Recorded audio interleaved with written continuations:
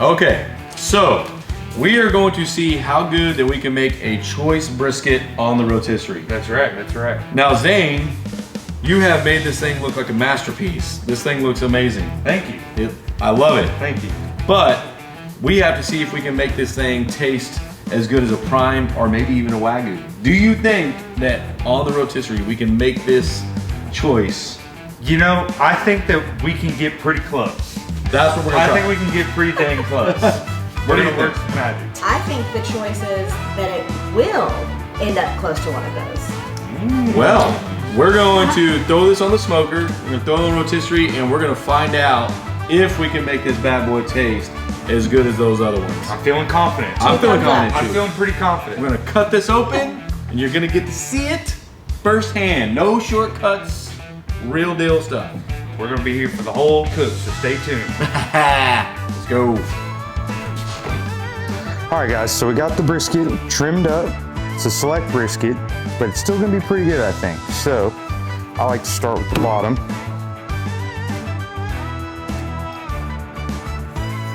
Just a nice thin layer. And while I'm working on the bottom, I like to go ahead and hit the sides as well, because I wanna get seasoning on every part of the brisket. We'll go with our 16 mesh black pepper. And I like to go pretty heavy on this so that we can get a really nice part.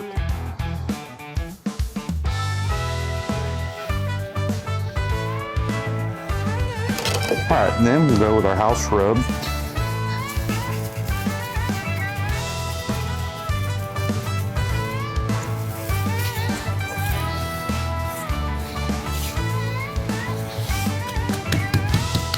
Pat it in, and then I like to pick it up, get some of that standing salt off. Create a little space here. All right, now just do the same thing at the top. Now that we got the bottom and the sides done. In.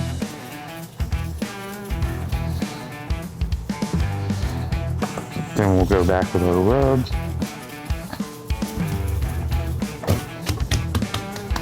Let's get that bad boy on the smoker. This will be on about 10 to 12 hours, but I'm gonna guess about 11 hours. We are gonna start at 220 for the first 3 hours. Then we're gonna go 250 until we like our bark. Then once our bark's set, we're gonna wrap in butcher paper, get up to about 265 and push it the rest of the way. All right guys, so we're at the 3-hour mark in our brisket cook. So we're gonna go ahead and open this up. Been running at about 220. So might have some good bark going, but let's check it out.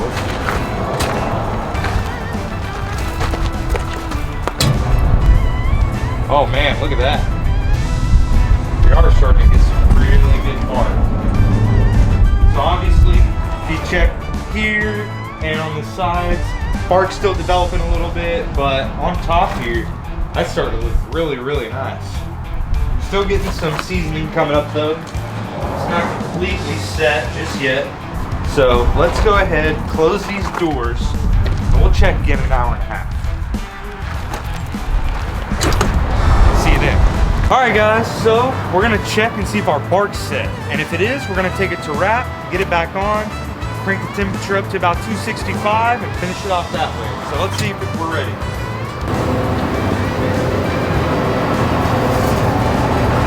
All right, so we got a good looking bark here, starting to get some tenderness. That seasoning's not coming off, so that's a good sign.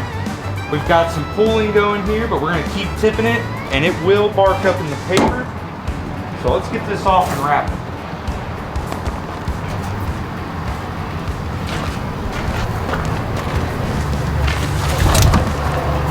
All right guys, so we got our brisket off the M&M 2000 rotisserie.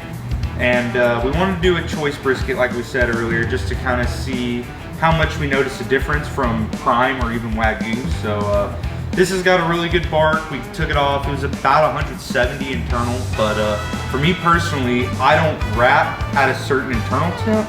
I actually wrap whenever I'm satisfied with my bark. Now obviously it'll keep barking up in the paper. A lot of people think that it won't, but in my experience it always has. So like, when you have these briskets, obviously they'll pull on the flap. That's a good thing. That's just the fat rendering. So we're gonna go ahead and get this thing wrapped up, and we're gonna get it back on the pit, and we're gonna get it from about 250 where I was running, about 265, 270. So got some non-diluted, just ACV here, but you can dilute it if you want. I just personally don't. We're gonna wrap. I like to crease my paper, and the reason I spray the paper with ACV isn't for flavor or anything like that. It's really just to make the paper more malleable. So like, as you can see, it's kind of succumbing to my will, getting it to the shape I want. So once I get to this point, I kind of tuck in my edges, make sure it's really, really tight. If you don't wrap it tight, obviously it'll make the cook take a little longer, and it kind of defeats the purpose of wrapping in general, keep all the moisture in. So you want to make sure all that's good and trapped in there. So with this extra paper, you can tear it, but personally I just like to fold it and pull it tight as you can, and it keeps its brisket shape. No moisture's gonna come out of that. So that's kind of what your final product should look like, and we're gonna go ahead and get that back on the pit, and we'll show you how it looks when it's about 200 internal. Okay, so one last thing I almost forgot to mention, is after the wrap, I like to cook flat side to the fire, just to kind of accelerate that flax bark, because you know, it rendered a lot of that fat and was pooling. Plus, when I load, like originally from raw, I do point to the fire. So now, just so that the flat catches up, we're gonna rotate it this way. So now this is my flat, this is my point. So now we're gonna close this bad boy up, and Grayson, if you wanna show them our thermometer here, we're gonna go from 240 where we were to about 265, 270. We're gonna get some fresh splits in there, and should be done in an hour and a half, 2 hours. See you then. Oh, what do y'all think? Are we gonna make it look good? It smells. I wish we had smell-o-vision, because it smells dandy. I love it. What is that? What do you think? All right, I brought the big dog with me for this one. Let's go. Mr. What do we got? himself. All right, so I said we'd be done around 5:30. It's now 5:38. So, you know, I've got a little bit of learning to do. But we got some really good saturation on this paper. And you can see, oh man, that's tender. That's really tender. I just temped it 204. So we're gonna rest it overnight. We're gonna get it inside. And tomorrow, we're gonna eat this bad boy. We're gonna give it to the guys at the shop and see what they think.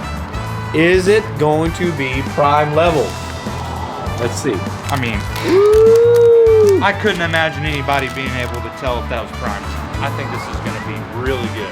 We'll find out tomorrow. We're gonna see tomorrow. Yes, sir. Don't forget to be undeniable, by the way. Look at that shirt there. Old school, baby, old school. All right, guys, so our mission was to make a choice brisket as good as a prime. We're gonna see if we pulled it off today. What do you think? You think we did it? I think that we did it. You do? It smells amazing. What about you? I think we did it. Okay, well, only one way to find out. So let's slice this bad boy up. It was an 11-hour cook and an 11-hour rest. So let's see how this came. So you cooked it for 11 hours and then you rested it for 11 hours. All right. Slow. Ooh, look at that. All right, all right. So we got She's some good, saucy. it's got some good bark here, feels tender. Let's see what that cross section looks like. I'd say that's pretty good. How's that look? I think that's pretty good. Oh my gosh, that looks amazing. Not bad, not bad. All right, let's Grab that beat. There you go. There you go, Zane. Take control, baby. Yeah. Oh yeah. Oh yeah. All right, well, y'all ready to try it? Let's do it. If people could smell right now, oh my gosh.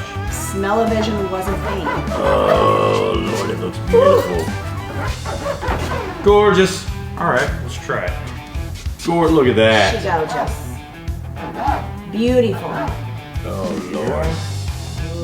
Look at that. All right. I gotta say, for a choice brisket, it's got some really good intermuscular fat. Man, it does. Look at that. Cheers. Touch tips. Cheers. Always touch tips. Pretty good. Dude, that's Wow. amazing. That can pass for prime. 100%. Really good. 100%. That was 100%. That is Don't juicy, mind. succulent. That is wonderful. All right, let's try the lean. Okay. Let's see how this goes. A little thick. Right? I like them thick, so it's okay. Me too. I got a sickness for the Juicy. thickness. Here you go. All right. Everybody touch tips yet again? Cheers. Cheers. Here we go.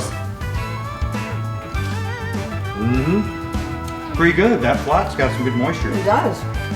It does. So, my conclusion, in me, this is just as good as the prime.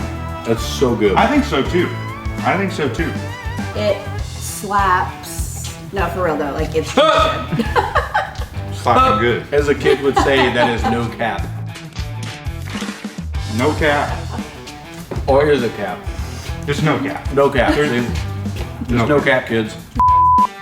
This was just as good as the prime brisket. But the next video that we want to do is we want to cook a wagyu brisket. Wagyu. And we want to see if there's a difference between choice, prime, and wagyu. I can't wait for that one. I'm really excited. It's gonna be a good And one. we're gonna get to eat it, right? Yeah. Okay, Yeah, of then course. I'm happy. I mean, we're not doing this for any other reason, right? Yeah. Then no. The sole reason for this is just for us to eat. Tune in next time.